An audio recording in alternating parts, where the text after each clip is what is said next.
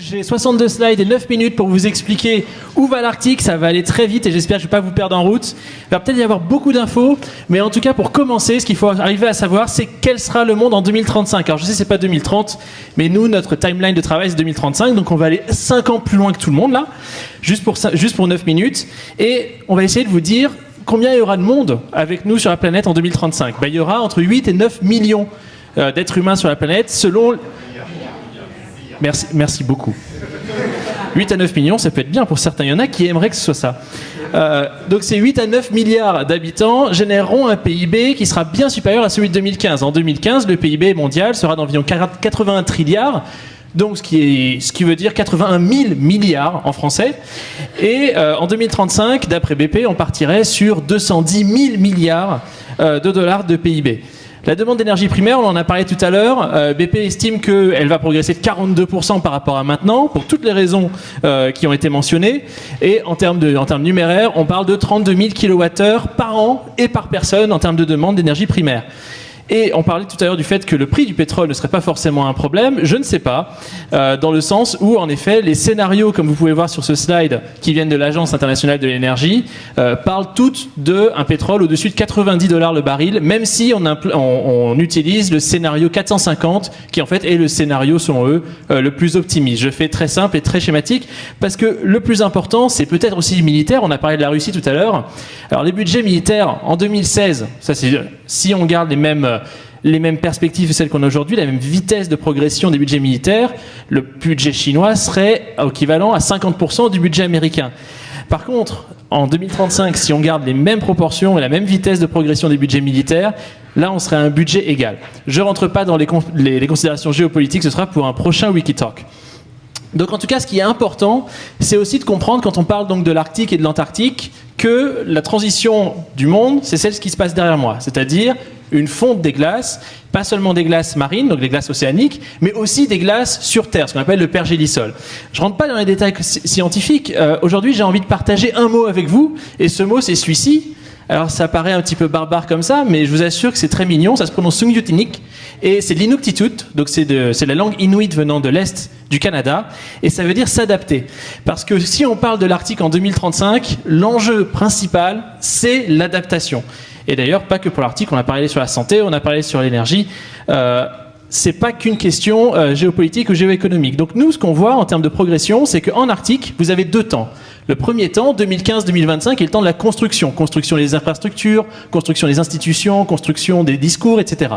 Et à partir de 2025, 2028, 2030, en fonction des scénarios, on a ce qu'on appelle le boom era. C'est-à-dire là, on a vraiment l'exploitation plein pot de l'Arctique. Et quand je dis plein pot, c'est pas qu'une question de pétrole, c'est pas qu'une question de minier, c'est pas qu'une question de gaz. Il y a plein d'autres industries et, par exemple, la santé y joue un grand rôle. Donc le PIB de l'Arctique, selon le groupe Polaris que j'ai la chance de diriger, en 2015, il sera de 620 milliards de dollars. Et en 2035, selon le scénario le plus optimiste, d'un point de vue économique, je parle, on toucherait 2100 milliards de dollars au maximum. Donc une fois qu'on a compris ça, il faut comprendre ce que ça veut dire l'Arctique et quel est le marché dont on parle sur une carte. Alors en effet, on va sortir un petit peu de la carte horizontale qu'on connaît tous et on va prendre une carte qui est polarisée sur le pôle Nord. Et donc le marché arctique, c'est le trait rouge que vous voyez ici, c'est toute cette zone-là. Cette zone, vous voyez qu'elle fait tout le tour du pôle naturellement, mais surtout qu'elle descend un peu plus au sud que le simple cercle polaire arctique autour de 66 degrés nord que vous connaissez certainement. Si on prend une carte horizontale, ça donne ça. Donc tout ce qui est au nord de la ligne rouge, c'est le marché arctique dont j'ai parlé tout à l'heure. Donc le marché arctique, il y a plein, comme je disais, de développements industriels qui vont s'y passer. Alors on peut être très enthousiaste par rapport à plein d'industries propres, on peut être moins enthousiaste par rapport à notamment le pétrole ou je ne sais quoi. Donc du coup, je vais vous parler un petit peu de tout ce qui s'y passe et puis après vous ferez votre propre opinion et vous poserez des questions si ça vous intéresse. Le premier enjeu, c'est l'enjeu maritime. C'est-à-dire aujourd'hui, si vous voulez aller de Busan en Corée à Londres, vous allez utiliser plutôt la route rouge sur cette carte, qui passe par toutes les mers chaudes et tous les points stratégiques de friction du globe. Vous pouvez aussi passer par la route bleue. Aujourd'hui, elle est viable 1 mois, 2 mois par an en fonction de la concentration des glaces. Mais petit à petit, en effet, elle se disloquera cette glace, comme on voit sur cette carte-là. Et il y a un certain nombre de routes qui seront praticables. Certaines le sont déjà aujourd'hui. Et par exemple, pour vous donner un ordre d'idée, en 2013, il y avait 71 bateaux qui ont traversé l'Arctique de part en part. Donc, c'est peu, en effet, mais à l'horizon 2035, on parle de 19% au mieux des exportations chinoises qui passeront par l'Arctique. En 2035, on parle de 50% de part de marché sur les transports maritimes au-dessus du 40e parallèle nord. Donc ça, c'est le premier enjeu. Si aujourd'hui vous parlez à l'administration chinoise, vous leur dites l'Arctique, comment ça se passe, qu'est-ce que vous allez y faire et tout, ils vont vous répondre cette carte-là, qui avait été éditée en 2006 par l'administration chinoise, et qui vous montre en fait comment la Chine voit les enjeux arctiques, c'est-à-dire une terre où on peut faire passer des bateaux, une terre où il n'y a pas un gramme de glace, vous voyez qu'il n'y a pas du tout de glace signifiée, et surtout, vous avez un potentiel de développement qui place le Groenland au centre du monde, en tout cas le centre du monde polarisé. Donc nous, ce qu'on dit, c'est qu'en effet, en 2035, il pourra y avoir des services hebdomadaires de navires cargo ou de navires de vrac entre la Russie, la Chine, l'Europe et la Chine, etc. Mais il y a aussi l'enjeu pétrole. Alors l'enjeu pétrole et gaz, je vais mettre tout dans le même panier. Donc sur cette carte, vous avez tous les développements pétrole, gaz et miniers en Arctique. Et quand je dis que l'Arctique équivaut en termes de réserves pétrolières prouvées l'Arabie Saoudite, c'est une estimation qui ne prend pas en compte les schistes, qui ne prend pas en compte un certain nombre de futurs développements, et on pourra en reparler plus tard. Parce que ce qui est important quand on parle du pétrole en Arctique, c'est on peut se dire « Ah oui, mais il y a beaucoup de schistes qui se développent aux États-Unis en ce moment, donc ce ne sera pas attractif. Ah oui, le prix baisse, mais ce ne sera pas attractif. » Je vais reprendre l'argumentaire qui a été développé tout à l'heure, parce qu'en effet, ce que vous voyez sur cette carte, c'est le développement de la demande énergétique primaire depuis 1860.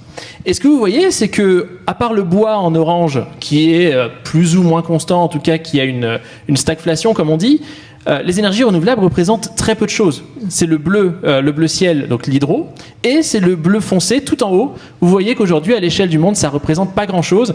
Et en effet, il est difficile de penser à technologie constante que les énergies renouvelables pourraient cannibaliser le pétrole et le gaz.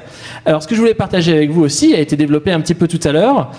Si aujourd'hui on veut faire des énergies vertes, donc c'est-à-dire toutes les énergies qui sont à la droite de la barre verte sur ce tableau, il faut soit des subventions, soit de l'innovation pour les rendre viables. En Arctique, il y a beaucoup de players avec le Arctic Council. Et au Arctic Council, vous avez un certain nombre de nouveaux pays qui veulent venir s'installer sur les enjeux arctiques. Vous avez les Émirats Arabes Unis, le Qatar, j'en passe et des meilleurs. Mais ce qui est important, in fine, c'est de comprendre cette notion d'adaptation. Adaptation technologique, avec des cités flottantes. Encore une fois, des cités flottantes, n'est-ce pas? Adaptation politique, avec l'indépendance du Groenland. Adaptation en termes industriels, avec le développement de l'espace. En termes de bioprospection, pour la santé. En termes de développement des data centers, donc Google, Facebook, ils vont installer leurs serveurs en Arctique. Vous avez aussi le développement du farming, de l'agriculture, avec des serres qui seront développées tout à travers l'Arctique. Et ensuite, vous avez les enjeux, comme je disais, donc géopolitiques. On parle beaucoup de la Russie. En effet, la Russie, en 2035, c'est la puissance dominante sur la terre et sur mer en Arctique. Et j'ai bientôt fini, ne vous inquiétez pas. Donc, en 2035, cet atterrissage de ces 130, c'est peut-être pas juste un exercice. Comme je disais, donc s'adapter, l'adaptation passe par l'innovation, elle passe par l'anticipation.